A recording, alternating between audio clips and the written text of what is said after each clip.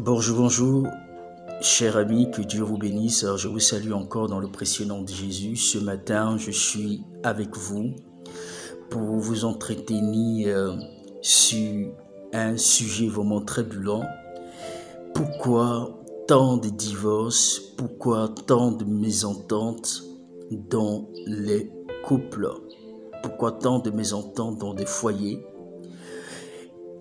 Alors, nous allons prendre effectivement rapidement un texte biblique. Et sur ce texte, nous allons revenir rapidement sur le sujet. Alors, le texte est tiré dans le livre de Genèse chapitre 2 à partir du verset 18. Et nous avons aussi le verset 21 jusqu'à 23. Alors, je vais lire rapidement. L'Éternel Dieu dit, « Il n'est pas bon que l'homme soit seul. Je lui ferai une aide semblable à lui. » Et je continue à partir du verset 21. « Alors l'Éternel Dieu fit tomber un profond sommeil sur l'homme, qui s'endormit. Il prit une de ses cordes et referma la chair à sa place. Et l'Éternel Dieu forma une femme de la corde qu'il avait prise de l'homme, et il amena vers l'homme. Et l'homme dit, « Voici cette fois, celle qui est l'os de mes os et la chair de ma chair, on l'appellera femme parce qu'elle a été prise de l'homme. » Alléluia. La Bible dit, on l'appellera femme parce qu'elle a été prise de l'homme. Alors, remarquez une chose, bien aimée dans le Seigneur. La Bible déclare au commencement, Dieu, la terre était informe et vide, et l'Esprit de Dieu se mouvait au-dessus des eaux. Alors le Seigneur Dieu va faire appel à la lumière. Et la lumière fut, et Dieu va créer l'homme. Il va créer d'abord les animaux, il va créer tout ce que nous voyons, toutes ces merveilles-là. Et la Bible dit que le 6e jour, Dieu va créer l'homme. Et lorsqu'il va créer l'homme, la Bible dit qu'il va placer l'homme il va placer l'homme sur la terre et voir comment est-ce qu'il nommerait les animaux. Il s'est trouvé que Dieu avait vu que l'homme avait une très grande responsabilité. À partir de ce moment, le Seigneur s'est rendu compte que l'homme était seul. Alors Dieu va maintenant faire plonger l'homme dans un profond sommeil. Et la Bible dit que pendant qu'il était plongé dans un profond sommeil, le Seigneur va tirer de la corde de l'homme une de ses cordes et il va former une femme. Et quand l'homme va se lever le matin, il va se réveiller de son sommeil, il dira, tiens, il va voir une personne qui était semblable à lui. Tiens, voici l'os de mes os et la chair de ma chair. C'est ainsi que l'homme va donner cette appellation. Il dit, celle-là, on l'appellera femme. Pour dire, bien aimé dans le Seigneur, l'Éternel Dieu veut simplement nous amener à nous montrer que la femme a été une très grande bénédiction pour l'homme. Parce que Dieu a vu que l'homme était seul.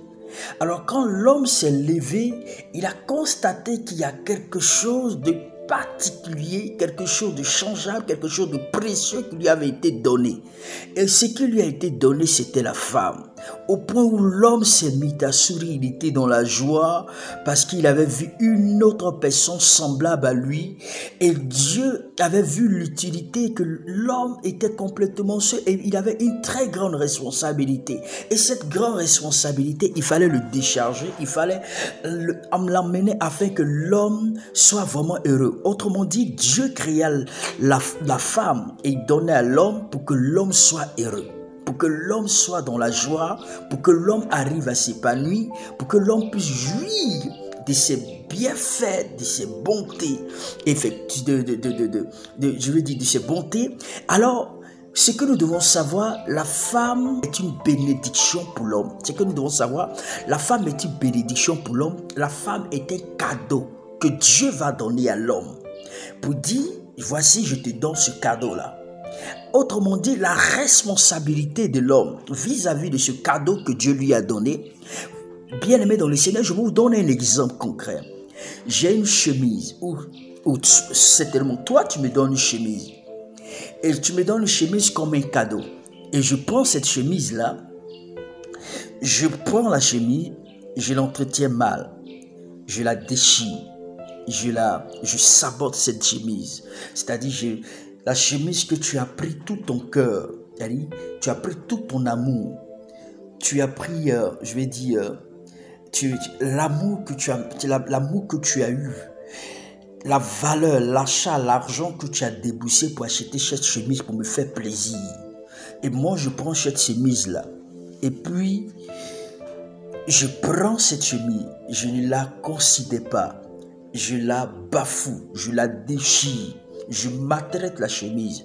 Et quand tu constates cela, est-ce que tu auras le courage encore de me donner un autre cadeau? Non, parce que tu vas me dire effectivement que ce que je t'ai donné là, tu ne l'as pas apprécié, tu ne l'as pas considéré, tu n'as pas pris la chose en sa valeur. Autrement dit, tu ne m'as pas respecté, tu m'as bafoué. Autrement dit, je vais dire, certainement, tu as fait des choses effectivement pour me blesser. C'est-à-dire que toi, pratiquement parlant, tu vas te sentir blessé, tu vas te sentir frustré parce que tu as pris tout ton amour pour pouvoir me faire un cadeau. Et moi, en retour, je prends cette chose dont tu as tellement contemplé et tu as dit non, si tu me le donnes, ça va me plaire. Et moi, je prends cette chose et je la bafoue. Tu vas te sentir tellement blessé et frustré que tu n'auras plus d'autres, tu n'auras plus même d'autres occasions où tu ne vas plus me donner d'autres cadeaux parce que tu t'es senti vraiment tellement blessé. Voilà, et tu vas dire, mais cette personne a écouté, il ne connaît pas la valeur de cet objet, ou il ne me considère pas, il me méprise. C'est comme ça l'homme. Quand Dieu vous donne une femme, la femme est un cadeau, un don précieux que Dieu vous a donné. Quand ce don-là, Dieu te le donne, et que tu maltraites ce don, et que tu ne considères pas ce don, tu ne la considères pas à sa juste valeur, alors c'est une manière de pouvoir attrister Dieu. C'est-à-dire que le seul fait que tu maltraites ou le seul fait que tu ne considères pas le don que Dieu t'a donné, qui est la femme, alors c'est une manière de pouvoir, c'est-à-dire tu n'as pas peur de Dieu. Quand tu prends un cadeau, c'est-à-dire c'est une manière effectivement de valoriser la personne, de respecter la personne. Le seul fait que Dieu vous donne une femme et que vous ne la respectez pas, vous ne donnez pas cette fidélité, vous n'êtes pas fidèle à cette femme, c'est une manière d'attrister le Saint-Esprit. C'est une manière de blesser Dieu. C'est une manière de pouvoir, bien-aimé dans le Seigneur, c'est une manière de montrer réellement que vous n'avez pas peur de Dieu. Or, la Bible déclare que celui qui a trouvé une femme a trouvé le bonheur. Mais il se trouve que beaucoup d'hommes aujourd'hui n'arrivent pas à apprécier le don que Dieu les a donné. Ils n'arrivent pas à apprécier la grâce, la bénédiction, le don précieux que Dieu les a donné. Ils n'arrivent pas à apprécier cette grâce au point où beaucoup de personnes attristent Dieu, ils frustrent Dieu. Tu pourras me dire, comment est-ce que tu frustres le Seigneur? Mais tu frustres Dieu à partir du don, du cadeau qu'il t'a donné, ce cadeau qui est une femme. Aujourd'hui, il y a des gens qui vivent comme dans les années, je vais dire dans les années 50. C'est-à-dire, tu as une femme, tu n'arrives même pas simplement à pouvoir même l'amener dans un restaurant. Cette femme, effectivement, que Dieu t'a donnée, la seule chose que tu connais, c'est d'aller avec elle, de sortir avec elle, de découvrir sa nudité. À chaque fois, il faut toujours sortir avec elle. Tu fais simplement tes enfants avec elle, mais tu ne peux même pas t'imaginer que cette femme a le droit d'être entretenue. Tu ne peux même pas s'imaginer que cette femme a le droit simplement de pouvoir être respectée. Ta femme se fait belle le matin. Quand elle se lève le matin, la première des choses, effectivement, qu'elle veut entendre de toi, que chérie, tu es très belle, il y a comme tu es bien habillée. Mais quand tu la regardes, tu la méprises. Mais pourtant, quand c'est dehors, tu arrives à apprécier les femmes des autres, tu arrives à apprécier les jeunes filles, tu arrives à apprécier des mamans qui sont dehors. Et pourtant, la beauté, la bénédiction que Dieu t'a donnée à l'intérieur, tu n'arrives même pas à l'apprécier. Au point où tu ne t'occupes même pas d'elle. Tu n'as même pas le temps pour elle. Même simplement pour pouvoir t'occuper de ses petits besoins, tu es obligé que toutefois que c'est elle qui te demande. Parfois même quand elle te demande, même quand tu en as, tu dis, oh, il y a trop de charges, il y a trop de ceci, il y a trop de cela. Bien-aimé dans le Seigneur, tu es un bandit. Tu es un homme, effectivement, que tu veux dire que tu n'as pas peur de Dieu. Avoir peur de Dieu, c'est de respecter le don qu'il t'a donné.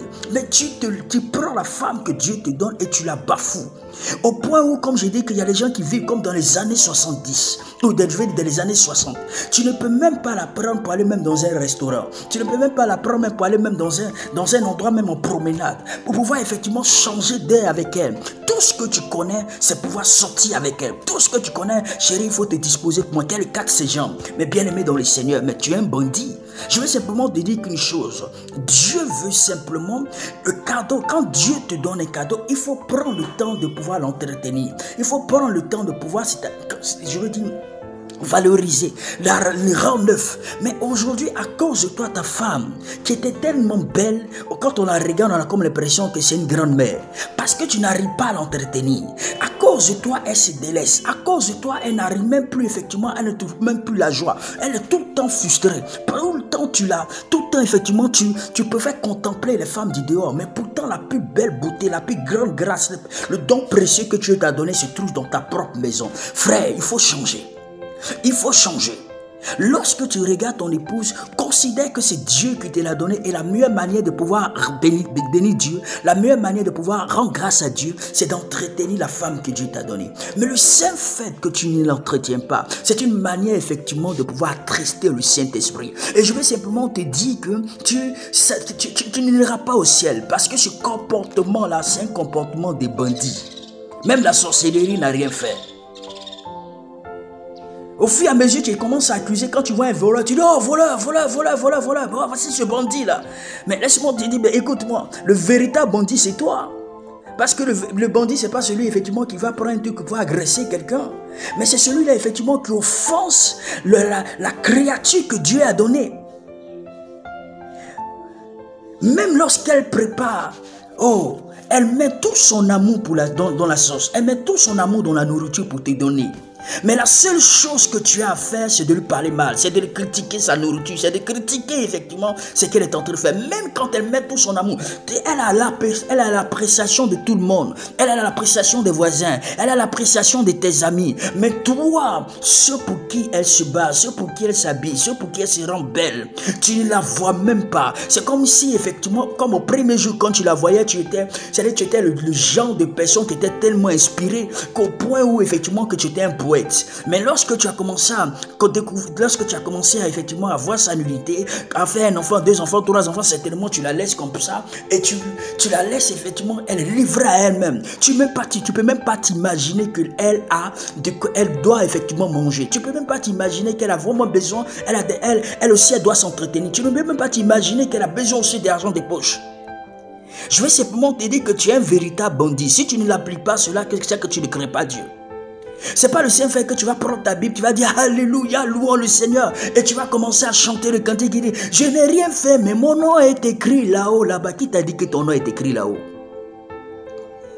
Apprends à apprécier la grâce, le don précieux que Dieu t'a donné. Essaie de valoriser ce don-là. Permets que ce don-là soit un don. Bien-aimé, entretiens ce don. Amène Dieu encore à te bénir. Tu te rends pas compte pourquoi est-ce que les portes te sont fermées. Tu ne te rends pas pourquoi est-ce que tu as tellement de difficultés, tellement de blocages. Tu dois amener la femme, cette femme que Dieu t'a donnée à te respecter. C'est toi qui dois la changer. Quand Dieu a envoyé l'homme, quand Dieu créa l'homme et qu'il le plaça dans le jardin d'Éden, la Bible dit qu'il a donné cette femme pour que l'homme, bien aimé dans le Seigneur, Dieu, lorsqu'il a donné la femme à l'homme, c'est pour que l'homme puisse éduquer la femme, qu'il puisse vraiment la responsabiliser, il puisse vraiment l'emmener comme lui, il souhaite qu'elle soit. Mais la femme que Dieu t'a donnée, le premier responsable à qui Dieu posera les questions, c'est toi. Il te dira, qu'est-ce que tu as fait de la femme que je t'ai donnée? Comment est-ce que tu l'entretiens? Pourquoi tu bafoues l'autorité? Pourquoi tu bafoues la grâce? Pourquoi tu maltraites la grâce que Dieu t'a donnée? À cause, effectivement, aujourd'hui, il y a tellement de divorces, tellement de frustrations dans les couples, tellement de mésententes dans les couples. Pourquoi? À cause de l'égoïsme. On est égoïste. On pense à soi-même, infidèle, manque de respect. Tu n'arrives pas à la valoriser même dans le public. Parfois vous marchez, tu es devant et il est derrière. Même pour pouvoir la présenter, tu préfères effectivement contempler celle des autres. Écoute-moi, tu es un bandit. Change ta manière de vivre. Change ta manière de faire. Change ta manière effectivement de te... Comment je peux appeler ça? De te comporter. Tu te dis que tu es chrétien, c'est vrai, écoute-moi bien. Il y a certains aussi hommes effectivement qui cachent même leur salaire, qui cachent même le numéro des comptes, qui cachent leur argent. Lorsque la fin du mois arrive, ce dernier-là, il cache son argent sans pourtant effectivement informer à sa femme, sans pourtant informer effectivement à son épouse. Ça, c'est quel genre de mariage ça? Tu la connais lorsque tu as envie d'elle, tu la connais lorsque tu veux profiter de son corps. Mais quand il s'agit effectivement de pouvoir la soutenir, tu caches ton argent. Ça, c'est quel couple ou bien quel mariage? Bien-aimés dans le Seigneur, je vais simplement dire aussi à certaines personnes qui ne prennent même pas, c'est-à-dire qui ne tiennent même pas compte effectivement de celle qui vit avec elle. Tu fais parfois des programmes, effectivement, ces programmes, ce sont ceux de l'extérieur qui sont vraiment au courant, mais pour quand ta femme n'est pas au courant. Parfois, certains projets, effectivement, lui passent, elle est informée de certains de tes projets. Pourtant, celle, effectivement, avec qui tu t'es battu, celle qui a souffert avec toi, celle qui a payé le prix pour que tu deviennes là où tu es aujourd'hui, tu l'ignores, tu l'isoles. Ça, c'est de la pure méchanceté, c'est de la pure sorcellerie. Et avec ça, tu dis que tu aimes Dieu. Et avec ça, tu dis que tu es croyant. Et avec ça, tu penses que toi, ton salut là, c'est clair, quoi. Laisse-moi te dire que ce que tu es en train de faire, c'est tu ne fais que te détruire. C'est un trésor que Dieu t'a donné. Alors, il faut savoir apprécier, il faut savoir effectivement valoriser la grâce que Dieu te donne. En tant qu'enfant de Dieu, tu es obligé, il faut que tu te reportes. Elle a besoin de ton affection. Ne cache rien. La Bible dit que l'homme quittera son père et sa mère, il s'attachera à sa femme, les deux devenant une seule chair. Tu imagines? On dit une seule chair. C'est-à-dire la complicité, la même pensée, c'est vraiment important. Il faut cette complicité. Si tu sens que tu sens comme un mur, une barrière entre ta femme et toi, il faut beaucoup prier. Je vous donne effectivement les bonnes effectivement de même signe. Je vous donne l'exemple des piles. Lorsque vous voyez effectivement un poste radio ou bien une télécommande, pour que la télécommande ou la radio puisse bien fonctionner, la radio qui fonctionne avec des piles, il y a ce qu'on appelle la bonne plus et la bonne moins, les signes. Vous ne voyez pas effectivement, si vous voyez les piles de même signe et que vous les mettez ensemble, le courant ne passera pas. Il n'y aura pas d'attraction parce que ça ne va pas, ça n'ira pas. Mais il y a la bonne plus et la bonne moins. Quand il y a la bonne plus et la bonne moins, ça veut dire que quoi? Quand cette bonne, il y a le contraire qui se fait, c'est qu'à partir de ce moment, il y a attraction. C'est comme ça dans le couple.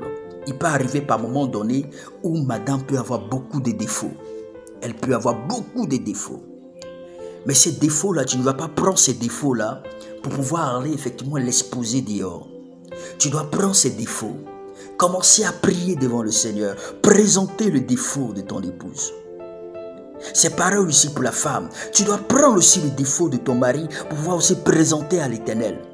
Et ensemble, avec les prières, Dieu pourra prendre le temps de pouvoir transformer vos défauts afin de pouvoir permettre à ce que votre couple puisse aller de l'avant. Mais on ne doit pas tout le temps chercher aujourd'hui à pouvoir situer les responsabilités pour dire non, tel a fait ceci, c'est parce que je suis comme ça, que je suis devenu comme ça. Non, ça ne marche pas comme ça. Au contraire, vous devez aller ensemble dans l'humilité, prier pour que le Seigneur puisse changer pour vous donner la grâce, afin que vos défauts là, les défauts, vous puissiez prier en fonction de tes défauts pour que vous puissiez atteindre l'image parfaite que Dieu a voulu que vous soyez. C'est pas seulement que l'homme, mais la femme aujourd'hui, il y a certaines femmes, lorsqu'elles ont un statut de femme mariée, c'est fini. Elles ne font plus des efforts pour pouvoir effectivement plaire à leur mari. Le monsieur va tout faire, il va s'investir, il va se décacasser, il va tout faire pour pouvoir valoriser son épouse. Mais le plus important, c'est que celle-là, à partir du moment où son affaire de Jésus, elle respecte plus son pasteur par rapport à son mari. Elle est plus humble, elle est plus soumise à son pasteur par rapport à son mari. Au point où quand le monsieur parle 1, elle envoie 10. Quand le monsieur envoie 2, elle envoie 15. Quand le monsieur envoie 5, elle envoie 50. Elle parle tellement qu'au point où l'homme se sent frustré, se sent blessé, où il n'a même plus le désir de rester à la maison. Et son objectif, c'est de rester dehors parce qu'il s'est dit que dès qu'il va rentrer à la maison, immédiatement, ce sont des bavardages. C'est vrai. Tu pourras dire, mais qu'est-ce que le monsieur fait pour que les bavardages se fassent? Il y a toujours des bavardages. Mais toi, qu'est-ce que la femme tu fais pour que toi-même tu puisses effectivement prier pour pouvoir changer le cœur de ton mari? Il arrive par un moment donné où personne ne veut se situer les responsabilités. Chacun cherche à avoir raison. Et c'est ce qui fait qu'à partir de ce moment-là, le diable profitera de cette instabilité pour pouvoir créer des blocages dans des vies, pour pouvoir créer des séparations. Et Satan a le dessus à partir des petits détails, des détails effectivement que nous-mêmes pouvons gérer, des détails que nous-mêmes pouvons effectivement prier pour que nous puissions avoir le dessus. Le diable profitera de ces détails pour pouvoir bloquer la destinée de beaucoup d'enfants de Dieu. Voilà pourquoi est-ce qu'il y a tellement de mésententes, tellement de difficultés, tellement de séparations dans les couples. La femme, écoutez-moi bien, toi femme, la Bible déclare que l'homme est le chef de la femme. La Bible ne dit pas que la femme est le chef de l'homme, mais toi la femme, c'est toi qui vas, c'est-à-dire tu vois ton mari et c'est-à-dire il devient petit, il devient comme ton enfant, tu vas crier sur lui, tu vas bavarder sur lui, tu vas parler sur lui comme, tu exerces une certaine autorité. Pourtant, laisse-moi te dire, tu ne vas pas effectivement aller voir dans la main où, c'est-à-dire le subordonné va se lever pour crier sur son chef. Non, jamais. Au moment où le chef parle, les subordonnés sont immédiatement gardés à tel point qu'ils n'ont pas à dire. Le chef parle, la femme, c'est-à-dire les subordonnés se taisent. Il dit oui chef, oui chef, oui chef. Remarquez bien dans la Bible, vous allez, lorsque vous lisez bien la Bible déclare que Sarah appelait son mari, vous savez, mon Seigneur. Elle appelait son mari mon Seigneur, ce qui signifie je t'appartiens. Mais aujourd'hui, la femme chrétienne de surcroît, ou celle qui dit qu'elle craint Dieu, mais tu vois ton mari, mais déjà, il n'a même pas un petit nom. Si ça ne peut pas Dibé, si ça ne peut pas Kamga, si ça ne peut pas, oh viens ici là. Parfois même tu parles à ton mari comme si...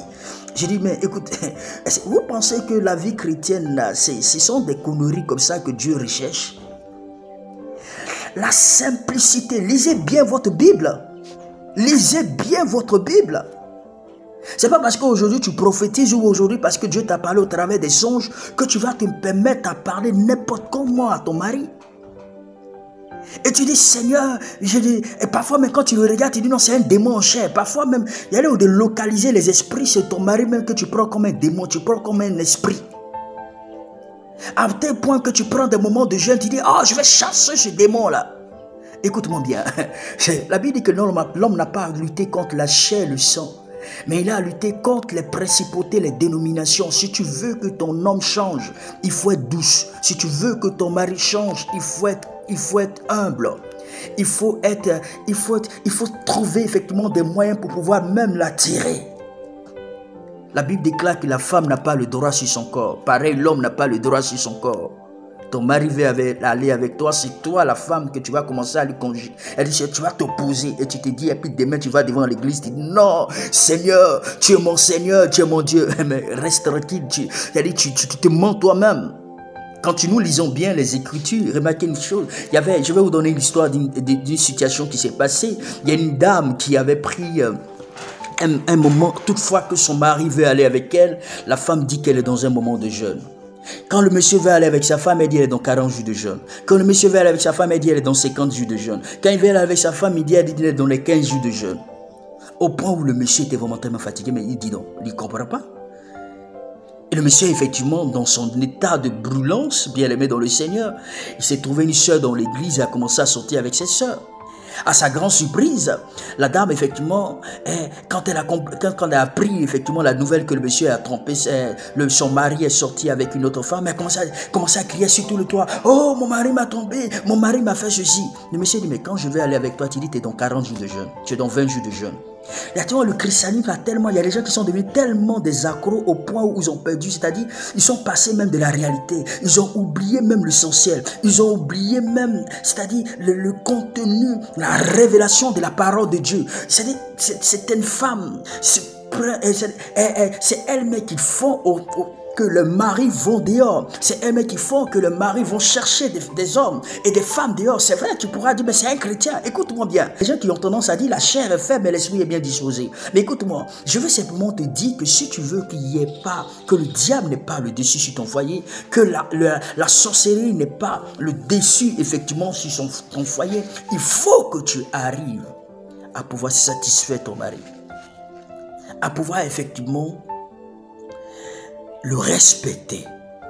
Fais les petits plats, les petits beaux plats que tu le fais et tu verras ce qui va se passer. Je vais te donner encore une autre histoire. Il y a une dame, elle était toujours, c'était pour elle, l'église là même pour elle, c'était à partir du moment où elle a commencé à se donner dans les histoires de Dieu, elle était devenue méconnaissable, manque de respect. Elle se délaissait, tu vois, parfois les cheveux passés, elle était vraiment, elle est devenue, quand tu la regardes même, elle était devenue une vieille femme, une femme de voix de 90 ans, une dame qui était tellement belle à l'époque avec ses histoires, quand elle s'est lancée dans les histoires du christianisme, elle a commencé à pas s'entretenir, elle a commencé à se délaisser. Manquer de respect à son mari, au point où quand son mari venait avec elle, elle le repoussait à chaque fois. Elle trouvait effectivement parfois des démons partout. Lorsqu'elle va à l'église, immédiatement, le sujet qu'elle mettra au centre, c'était juste son mari. Mon mari est ceci, mon mari est cela. C'est un homme qui ne va pas à l'église. Il cherche même pas à aller dans la présence de Dieu. C'est un démon en chair. Elle cherchait toujours à insulter ce monsieur, à le diaboliser. Elle trouvait toujours que cet homme était un esprit, était un démon. Mais un jour, malgré effectivement avec tellement d'années, plusieurs années plus tard, elle va tomber effectivement sur la révélation où elle doit, la révélation c'était quoi? Le message c'était, il faut mourir soi-même. Il faut tuer l'homme, le moi.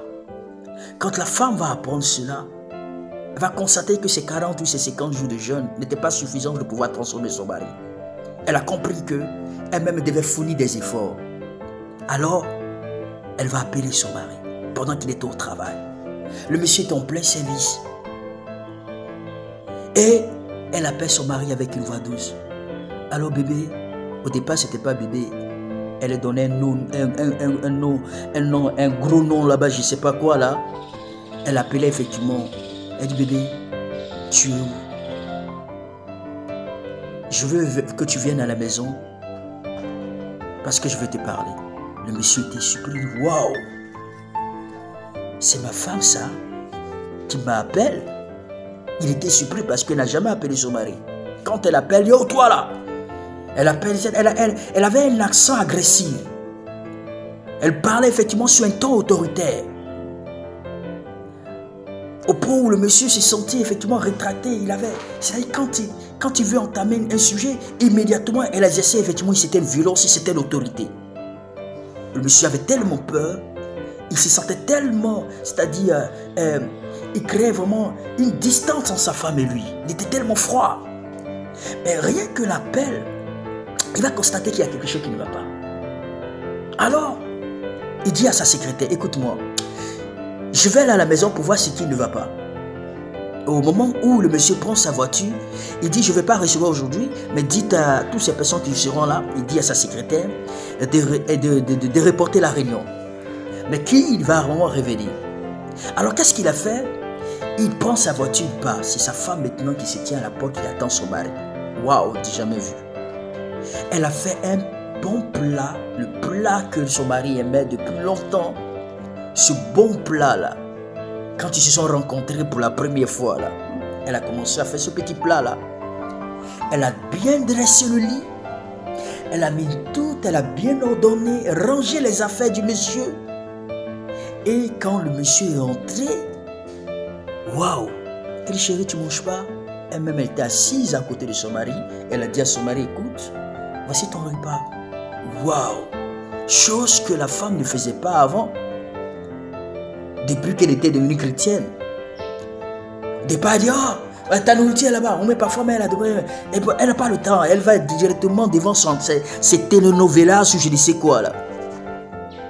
Le monsieur, elle était aux côtés de son mari, elle a pris ça, le monsieur était en train de manger, il était vraiment étonné. D'abord avant ça, une seule chose qui était un peu plus intéressante, c'est que quand le monsieur rentrait à la maison, il est descendu de sa voiture, la femme était à la porte, elle est venue accueillir son mari. Il dit, waouh! Elle a pris la mallette de son mari, chose qu'elle ne faisait pas avant. Elle dit, chérie, ça va? Ça s'est bien passé au travail? Et ta journée? Le monsieur s'est senti déboussolé. Alors il a commencé à se jouer les malades là. Il dit, non, ça va, c'est que je me sentais un peu bizarre. Et elle a dit, non, attends, je vais t'attraper par la main. Chose incroyable. Quelle transformation. Ils vont s'asseoir à table et lui sert à manger. Et c'est ça là qui a amené le monsieur à donner sa vie à Jésus. Qui a amené le monsieur à aller à l'église. Rien que par cette attitude, la beauté n'est pas seulement extérieure, mais elle doit aussi de façon intérieure d'amener simplement l'homme à changer.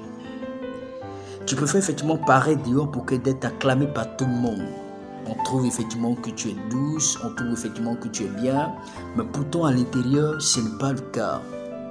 C'est pourquoi en tant qu'un enfant de Dieu, tu dois chercher à ressembler à cette image parfaite de Christ. Parce que laisse-moi te dire que la soumission est vraiment importante.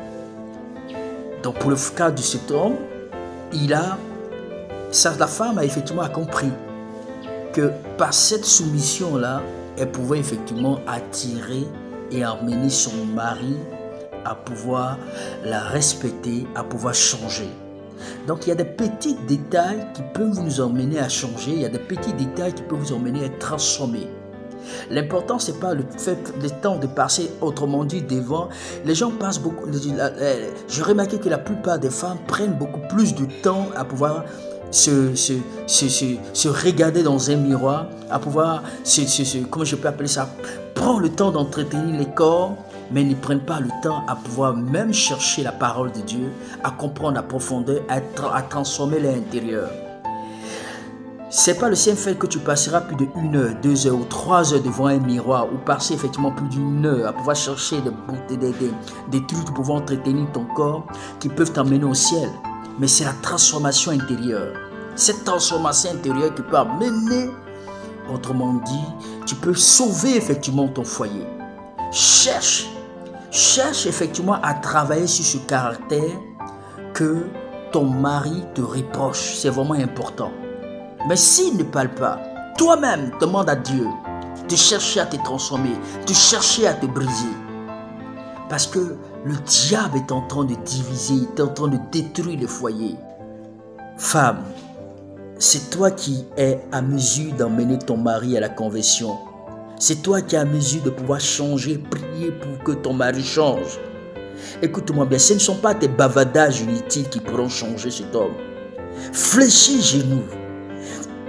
Parle à Dieu, intercède, dis Seigneur, voici mon mari, transforme-le, car tu es le seul à changer à le changer. Quand tu vas commencer à adresser ce genre de prière, l'Éternel se lèvera. Priez sans cesse, ne baisse pas les bras. Les hommes aussi devaient prier pour leur épouse, ensemble dans l'unité. C'était juste une exhortation.